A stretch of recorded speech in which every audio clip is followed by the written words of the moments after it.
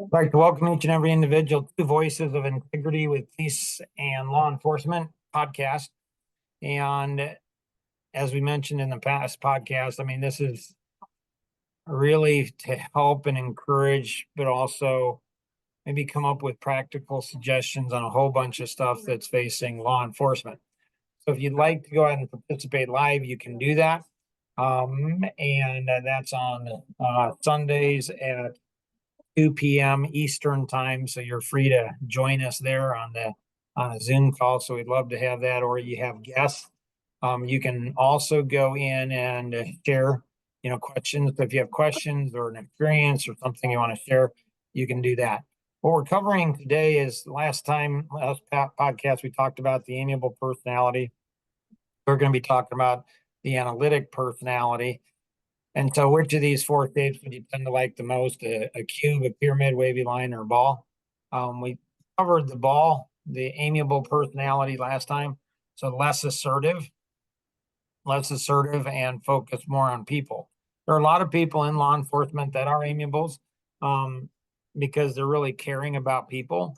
They're compassionate and concerned for people. And they can be the most aggressive or assertive if somebody is threatened. The analytic is similar to the amiable personality, where they're less assertive, kind of built less assertive, but rather than focus on the people, they're focused on the path. So if you chose the cube as your shape that you're drawn to the most, or if you chose out of order, that would be, you'd test out as an analytic personality. An analytic personality as a police officer, one of your greatest strengths would be maybe you like to dot your I's, cross your T's, make sure things are done properly in order. One of your weaknesses might be like to dot your I's and cross your T's, make sure things are done properly in order. So our greatest strength is our greatest weakness, and our greatest weakness is just our greatest strength misapplied, is taking a strength and carrying it too far. Now, if you chose the cube first or out of order first as what was frustrating, and chose the ball or conflict with others at second, you test out as an analytic, amiable personality. So another another strength that you'd have might be your concern, compassion for people. Weakness would be concern, compassion for people. So you have a double portion of less assertive. You're less assertive with people, less assertive with tasks. Don't mistake this, like this is important. This might be something you can say. Don't mistake my kindness for weakness. like when we say less assertive, it's not weak. It's just, you're more patient with people. You're going to give people more of the benefit of the doubt. The amiable personality can be taken advantage of by people. So people can take advantage of the amiable personality, but the amiable, they know how to hold their own. They're not helpless for sure. And they're not weak. And so they can take advantage of other people. One of the greatest strengths is concern, compassion for people. One of the weaknesses is concern, compassion for people. When we combine both of them together, this type of personality, another strength they have is their tenacity. Once they set their mind to do something, they do it. Weakness, they might be a tad stubborn at times. And if that wasn't tough enough, they have a lot of details to back up their stubbornness. So you just learn, with an amiable analytic, just once they get their mind set to do something, it's rock solid, it's concrete. It's not going to move. And so this is not necessarily bad, but it can be, right? For sure. And so if you test out as an analytic driver personality, a cube and a pyramid, or out of order, out of control, you test out kind of like me in a personality. So one of your greatest strengths would be your drive, your assertiveness, you make things happen. Weakness would be drive, assertiveness, you make things happen. One of your weaknesses, one of your strengths would be you are very strong in the task. You like to see big picture. You see the big picture fast, and you know details very quickly. This makes also a good police officer, because you're going to be very quick in assessing situations, big picture situations, and you're going to be very good with the details, so big and small. If you went ahead and chose the cube and the wavy line, or out of order and boring and not fun, When you cross over, it reveals there's inner conflict. So one of your greatest strengths would be based on your secondary of the wavy line or boring out fun. One of your greatest strengths would be your energy, excitement, and enthusiasm. One of your weaknesses would be your energy, excitement, and enthusiasm. One of your greatest strengths would be you have a million ideas. One of your weaknesses, you have a million ideas. You're going to have a lot of inner conflict. You have a million ideas, but you want to do them all perfect. Well, there's going to be tension there. That inner conflict is not bad. It's just going to create tension. Stress on the job, obviously, for people in law enforcement. There's a lot of, when you look at, maybe we can have Jim Bontrager on. He does a great job on the brain science of what's going on in your brain, where you're getting hit with dopamine. On the podcast website too, there's some things on mental health. We'll get some things on addiction in there, and that marriages. There's another one podcast for marriages that can really help in the marriages.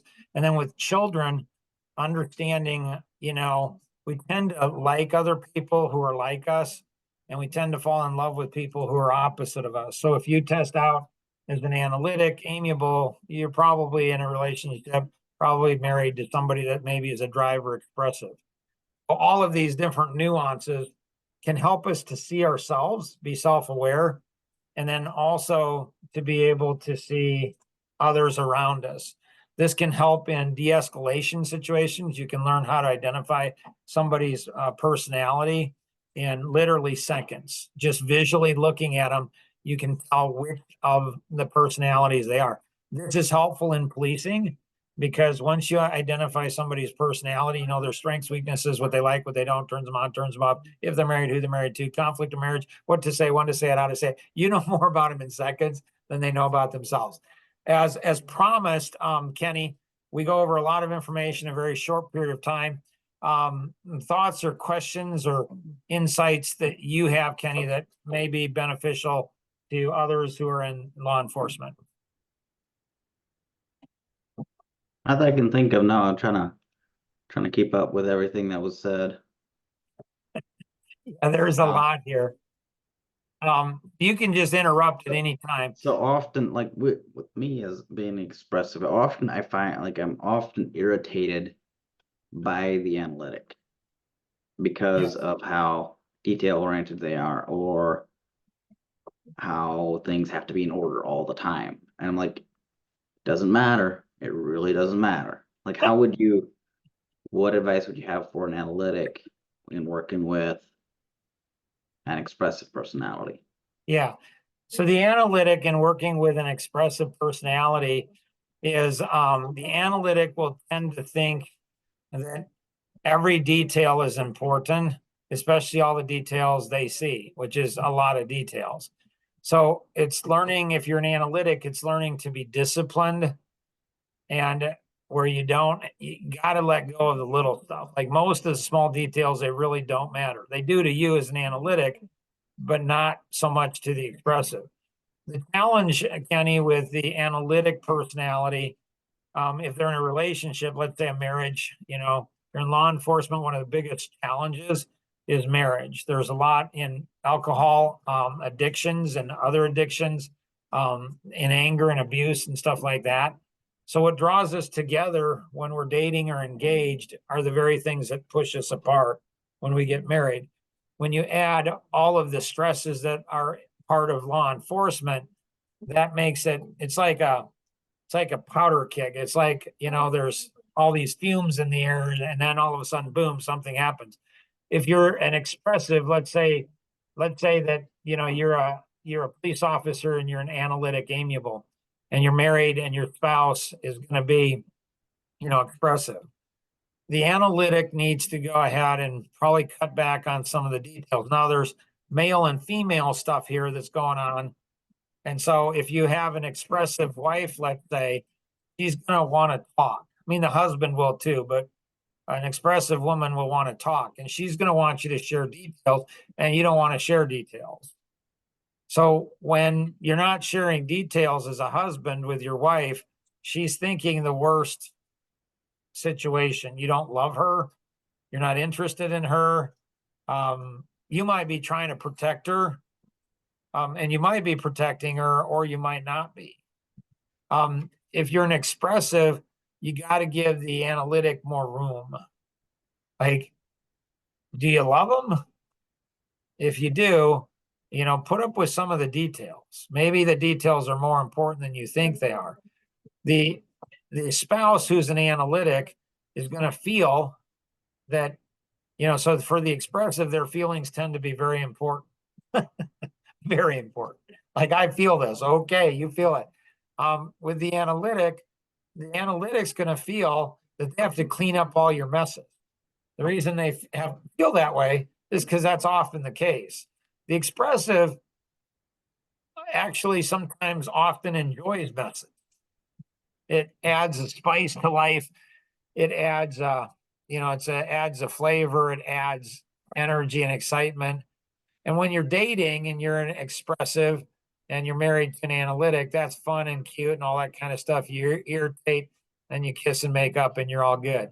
But when you start getting kids involved, you start having children in this life, there's all these pressures that are going on. And so when the analytic learns to understand the expressive and move into that energy or accept that energy, when the expressive learns to move into the analytic energy, that will make the expressive better, and that will make the analytic better. One of the things I love about police and law enforcement is what we're talking about is life and death. I mean, I own my own company. I've been blessed to be an international speaker and author, working on my 18th book now, titled Clean Windows: Learning to See Things We Can't See.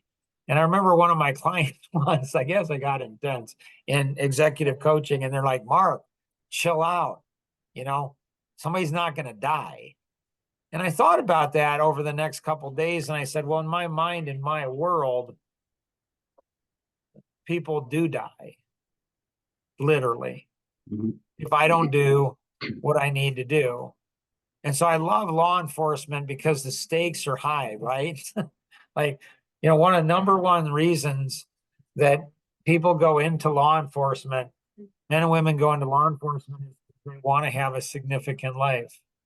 They want to do significant things.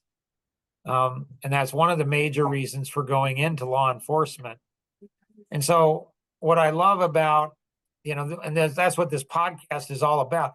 Like, there's things that we're going to talk about in personalities that literally are life and death for you. You listen to what we're sharing and you internalize it. It could make the difference between you losing your life and not. So each of these four personalities have strengths and weaknesses. So the analytic, for example, they, as a police officer, they may not die because they see an important detail that an expressive they wouldn't see, and they'll die. On the other hand, an expressive police officer may go ahead and live where the analytic police officer would die, because the analytic is looking for the detail and the expressive is just going to move fast. And so this is what I love about law enforcement, is it all matters, right? Like, everything that we do, everything, it matters. And so this podcast matters. And so you want to share this with other people in law enforcement. It is literally the difference between life and death. And so when we understand that what we're doing here is the difference between life and death, all of a sudden we take it significantly. So a lot of husbands, a lot of men who are in law enforcement, they don't understand their wives. There's a police officer I knew, he was like, I don't know, 6'6" or something, huge guy. This guy's a monster. I mean, stronger than an ox. And he said, I'll run in. Everybody's running away from a shooter. He'll run at a shooter, right? But he's got this really cute, petite wife at home, and he's terrified of her. Like, literally, he's like, I'll run towards a shooter, no problem. But my wife, I'm terrified of going home at night. And so, there's a lot, we'll talk a lot about in law enforcement about marriages and how to have an amazing marriage, because the stress can kill a marriage or can make a marriage something you always dreamed of. There's just, I do a lot of podcasts, a lot of different topics, and this is one of my favorite because it is life and death. It's amazing. So hopefully this has been helpful, Kenny. Great question. Other questions or thoughts that you have, Kenny? Nope. So in the mental health arena, if you went ahead and chose, if you chose, you can't, if you're a chameleon personality, we'll cover that, like you're some of everything. So we have typically a primary and secondary, your primary analytic, secondary driver, or expressive or amiable, but you could be a chameleon in all of those things. In the mental health arena, this is kind of interesting. My good friend Tom Kuntz, he and I co-authored a book. He was past president of the largest real estate franchise in the world. Helped raise over $100 million for Easter Seals. I'll talk a lot about Tom because he's an amazing guy. And so when he saw this, he's like, Mark, I've got all of these mental health issues. Like, right? So the analytic personality is going to have, mental health issues and pride, disassociation, major depression, bipolar, and dysthymia. I think that's how you pronounce it. And so when you look at mental health issues, the mental health issues really, when you look at it, a lot of it is going to be our strength becoming a weakness. It's not our weaknesses, it's our strength when they become too strong and we don't have discipline to check our strengths, they become weaknesses. The amiable was panic attack, passive aggressive stress, PTSD, anxiety, and social phobia.